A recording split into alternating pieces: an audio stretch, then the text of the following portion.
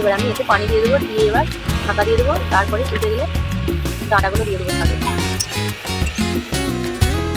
পানিটা দেবেন, বেশি পানি দেওয়া যাবে না, শাকের পানি বেরোবে তো সেই কারণে দিয়ে দিয়েছিলাম। আমি সেদ্ধ হয়ে গেলে চিনি দেবো। লাউ শাকে কিন্তু চিনি দিলেই তবে ভালো লাগবে, চিনিটা আগে দিতে হবে, তবে কিন্তু গলে যাবে। এরপর কিন্তু আমি লাউ শাকগুলো দিয়ে দেবো। কিন্তু শাকটা আমি দিয়ে দিলাম, আমি এবার শাকগুলো কিন্তু দিয়ে দিয়েছি। একবার ঢাকা দিয়ে দেবো, কিন্তু ঢাকাটা খুলে দিয়েছি, দিয়ে এবার শাকটা নেড়ে নেবো।